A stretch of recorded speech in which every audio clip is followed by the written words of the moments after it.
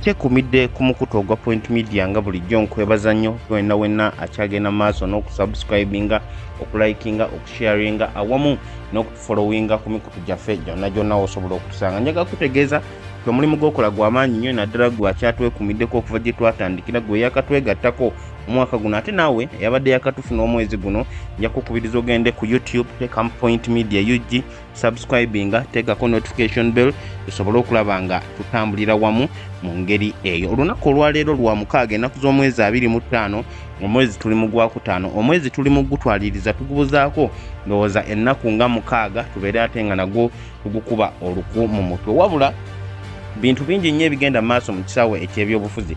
Tulaba nti n'ab'ekibiina kya National Unity Platform bali mu kwemulugunya, bali mu kwekalakasa oluvannyuma lw'okuba nti nno poliisi awamu n'amagye bibalemesa okukola ebintu byabwe nga ebirina okuba nti nno babikola bulungi nnyo. Ku lunaku olwokusatu countrywide tour Robert Kyagulanyi Ssentamu gye yalangirira bagenda kuba badda mu phase 2 balemesebwa okugenda e Kamuli era mujjukira bulungi nnyo nti basooka ne babakwatira ku bridge y'Ejjinja wala oluvannyuma lw'okuyitawo ate era ne babalemesa okuba nti nno basala okuva Ejjinja okuyita bagende e Kamuli era okukakana nga bakomyewo mu kibuga Kampala okukola emirimu emirala.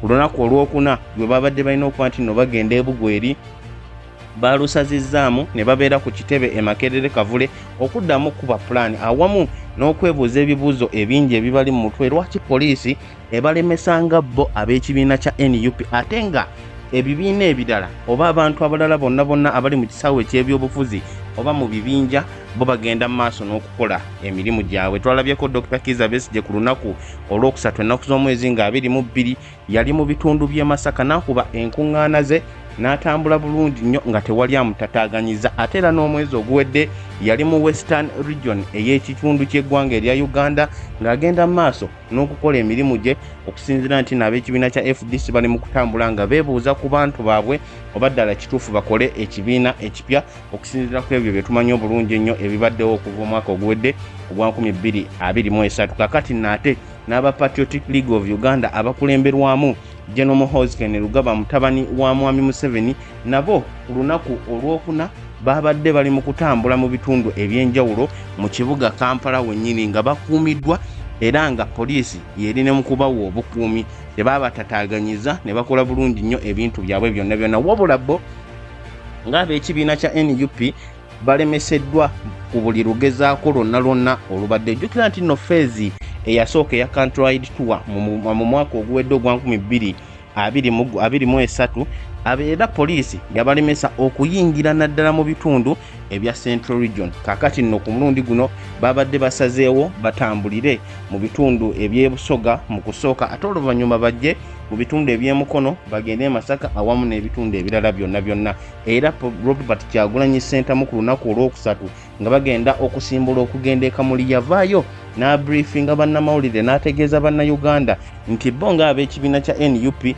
bakola buli kimu kyonna ekyetaagisa ne bawandiikira poliisi okugitegeeza ku ntambula yaabwe bukya bwegenda okubeera we bagenda okubeera awamu n'ebintu ebirala byonna ebyetaagisa wabula poliisi ekyagendedde ddala mu maaso okubalemesa. Kakati nno olunaku olw'ejjo olwokutaano babadde balina kuba nti nno babeera PALLISA era still mu bitundu eby'ebusoga wabula gye babadde bayita ku luguudo olw'ekayunga ku Ssezzibwa ku bridge eyo awo poliisi we yatadde emmotoka zaayo nebagaanira ddala okuba nti nno bayitawo okukakana nga bakyusizza emmotoka era ne bakomawo mu kibuga Kampala. Kakati nno eno Robert Kyagulanyi Ssentamu ka vidiyo akatambuddeko ku mikutu emitimbagano yagenze mu maaso n'ayolesa okwemulugunya kwe ng'ategeeza nti kino kyongera ddala okulaga obwannakyemalira obuli mu gavumenti ya Mwami Museveni awamu n'obusosoze obuli mu kugenda mu maaso kubanga abantu abamu bwe baba nga bakkirizibwa okuba nti nno batambula ate nga baba ekibiina kya NUP tebakkirizibwa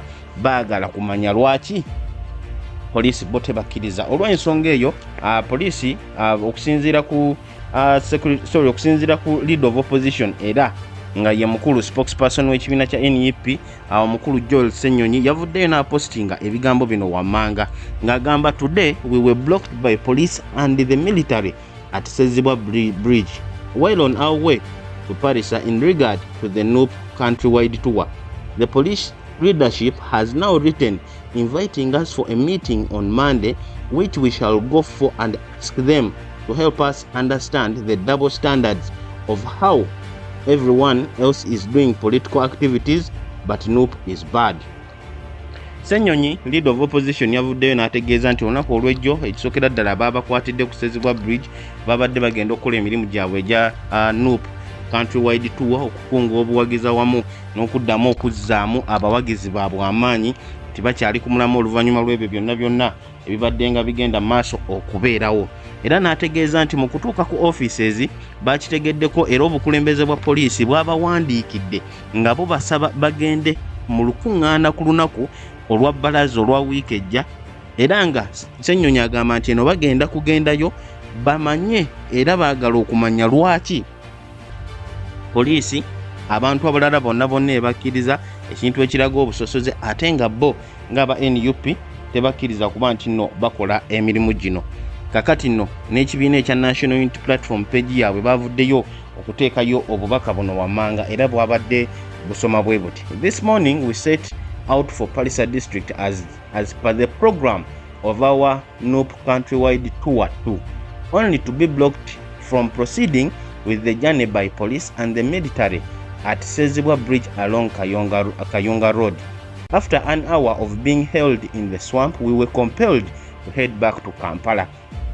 Bategeezezza era nga Ssenyonyi wagenze maaso okuba nti nayogerako nti okusinziira ku programu yaabwe olunaku olw'ejjo babadde balina kubeera mu PALLISA district, wabula poliisi yagenze maaso okuba blockinga ku Ssezibwa era oluvannyuma lwa ssaawa namba nga bakyali awo balemeseddwa okuyitawo basazeewo okudda ku offices zaabwe mu kibuga e Kampala. Upon arrival at our headquarters, we found a letter from the Uganda Police Force acknowledging our previous complaints of selective and high-handed mistreatments by them and the military. In the letter signed by SCP Frank Mwesigwa, whose actions on 18th November 2020 led to the shooting death of over 100 people, police authorities have invited us for a meeting on Monday next week.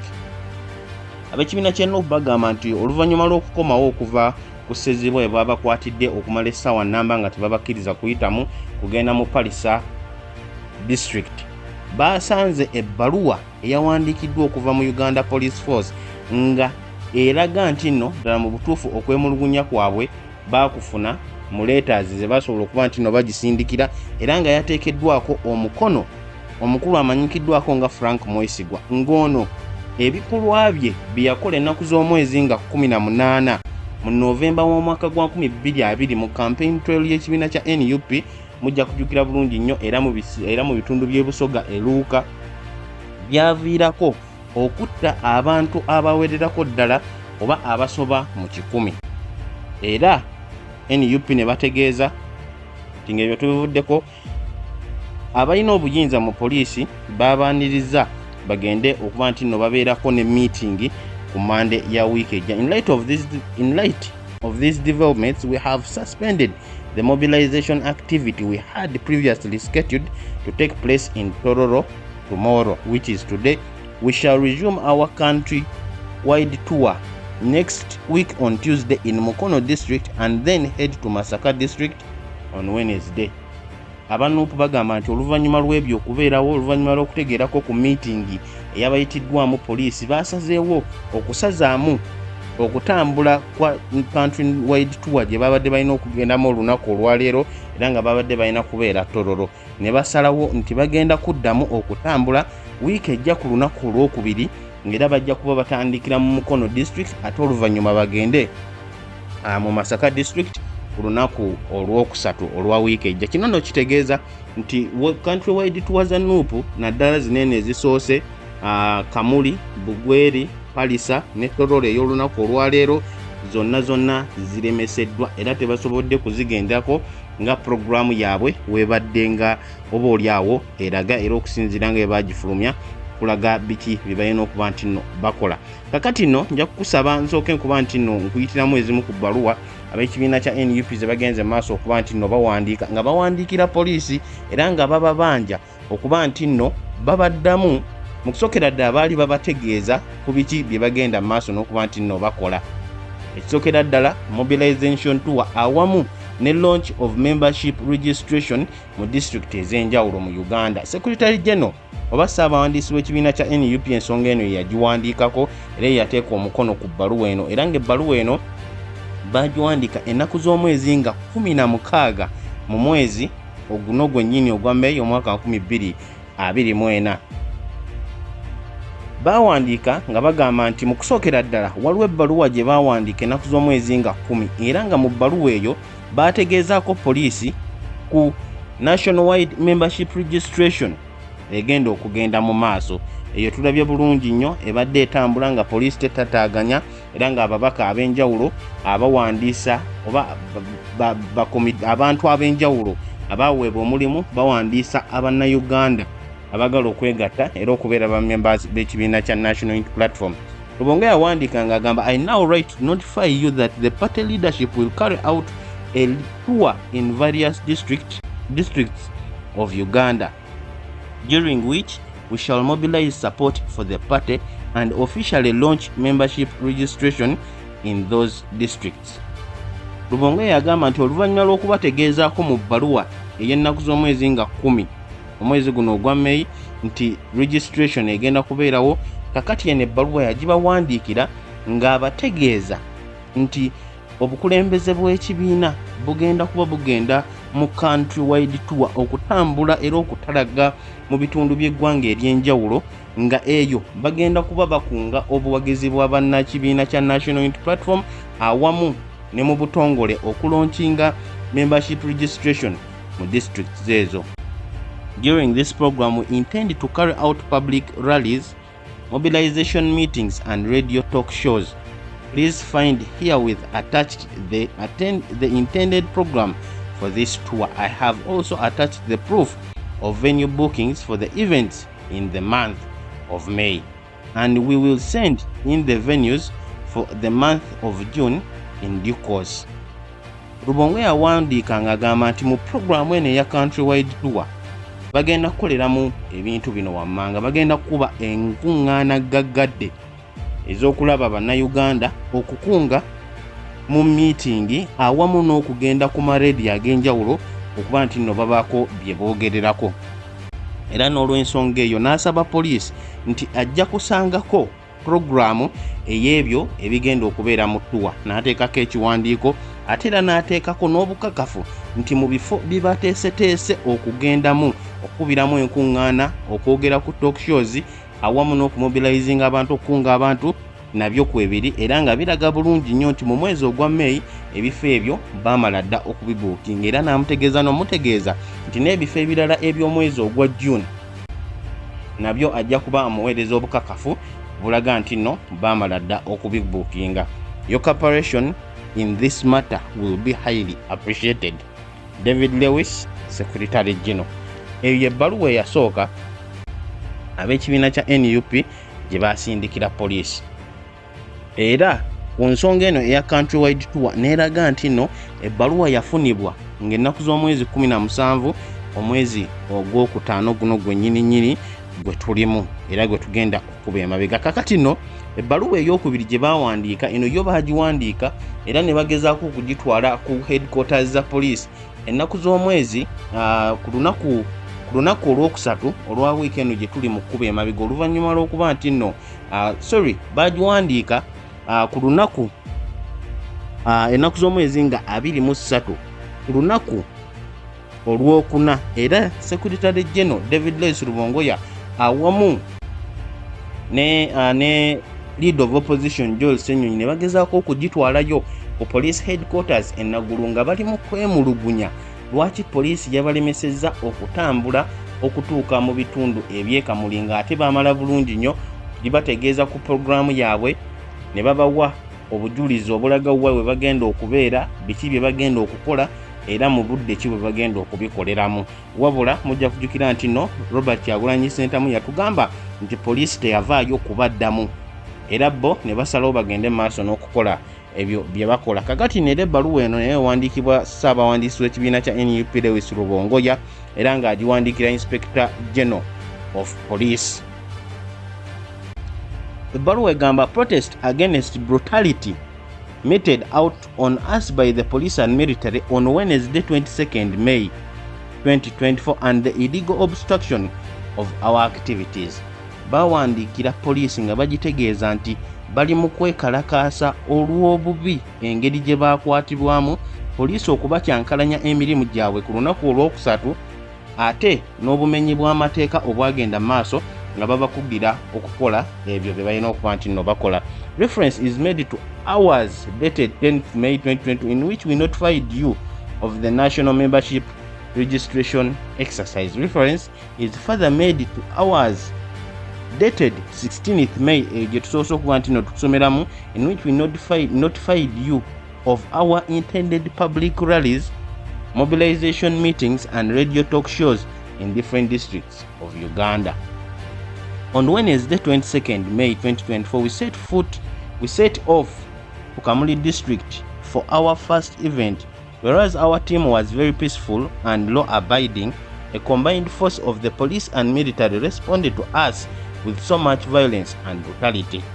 They used tear gas, live bullets, and pepper spray to disperse peaceful citizens who gathered to receive us. They also used sticks and balloons to beat up several people, some of whom are still admitted in hospitals. A huge roadblock was mounted to prevent us from entering KAMULI district, while our people were being subjected to so much violence. Some of our leaders were brutally arrested for trying to organize a lawful meeting.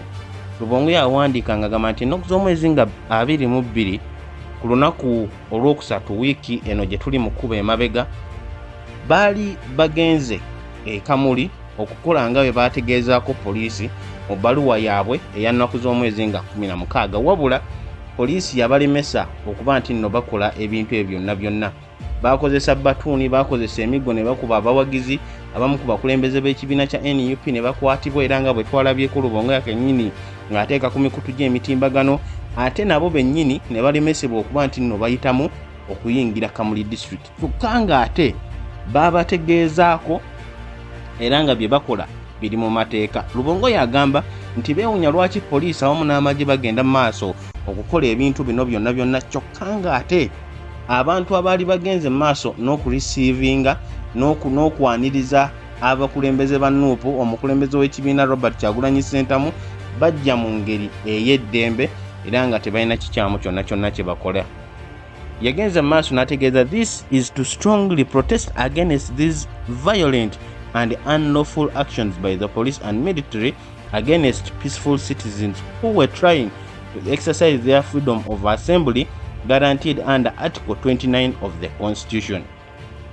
Lubongo yagamba nti n'olw'ensonga eyo ebbaluwa eno egendereddwamu okwemulugunya era okuwakanya ekyokuba nti nno poliisi awamu n'amagye bagenze mu maaso okukozesa amaanyi awamu n'okumenya amateeka nga bagaana bannansi abajjidde mu ddembe nga bagezaako okwekisasayizinga eddembe lyabwe ery'okukuŋŋaana era ng'eddembe eryo liri mu Article 29 mu ssemateeka w'eggwanga erya Uganda. Whereas we wrote to you about our intended activities, we have received no formal response raising any issues with our meetings.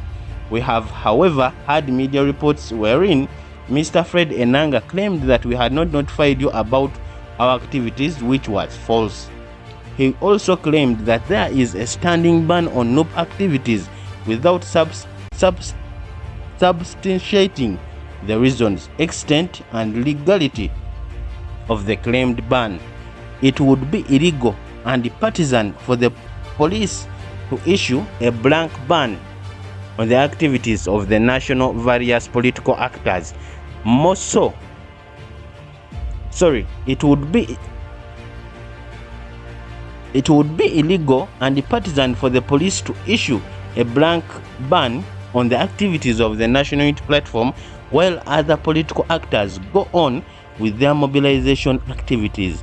As you are aware, various political actors, most so those aligned to the NRM, continue to hold processions, public rallies, and media engagements.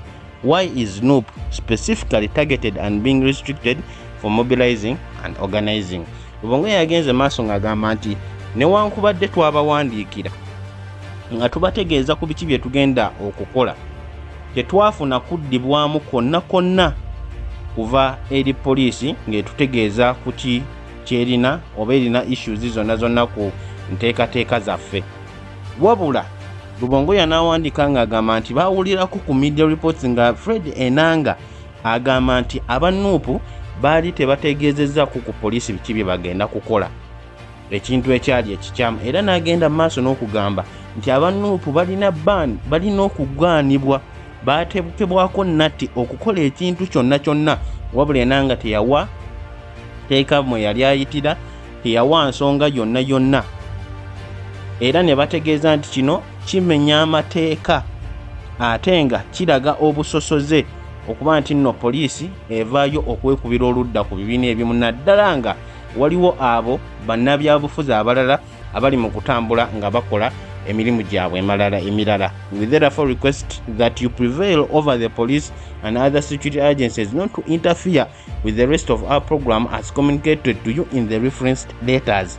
If there are any legitimate concerns about our activities, we are ready and available to engage with the police leadership in order to ensure that our activities proceed successfully. N'olw'ensonga eyo ab'ekibiina kya NUP ne bategeeza nti beetegefu okwogera ne poliisi wabanga waliwo ensonga ezirimu eggumba era nga tezirimu kyekubiira zonna poliisi ze baagala okwogerako nabo, wabula baabategeeza bulungi nnyo ku ki kye bagenda okukola, era poliisi emanyi bulungi nnyo ki kye bagenda okukola. Kakati nno olunaku olw'ejjo nga bwe nkugambye nti ebbaluwa eyo yawandiikibwa ab'ekibiina kya NUP ennaku z'omwezi nga 23 olunaku olwokuna ne bagezaako okugitwalayo Secretary General awamu ne Leader of Opposition omukulu Joel Ssenyonyi, wabula ne balemesebwa era okkakkana nga ebbaluwa bagiwadde omu ku basirikale abaali awo n'agituusa mu woofiises. Kakati nno olunaku olw'ejjo oluvannyuma lw'okukomawo okuva mu lugendo lwe babadde bagendamu mu bitundu eby'e PALLISA, poliisi yabawandiikidde ekiwandiiko mu kuddamu ebbaluwa zaabwe ziri eri ze baasooka okuba nti nno ate boogerako, era ekiwandiiko kyabadde kibalaga biki bye bali mu kumenya oba biki bye batali mu kukola mu butuufu, era nga kyateekeddwako omukono omukulu Inspector General of Police. Kyateekeddwako omukono ku lwa Inspector General of Police omukulu Mwesigwa Frank, gwe twategeddeko nti ennaku z'omwezi nga 18 Novemba 2020 ye yaleeta obuzibu bonna okuba nti no waliwo Novemba Masaka wakati w'ennaku z'omwezi nga 18 n'ennaku z'omwezi nga 19 wemba seerabidde, era abantu abasoba mu 10 okusinziira ku kibiina kya NUP bakafiiramu nga Robert Kyagulanyi Ssentamu ali mu campaign trail ye. Kakati no poliisi yawandiise ng'etegeeza, we do acknowledge receipt of your letter dated 23rd May under reference that on the above captioned subject matter and the alleged illegal obstruction of your activities.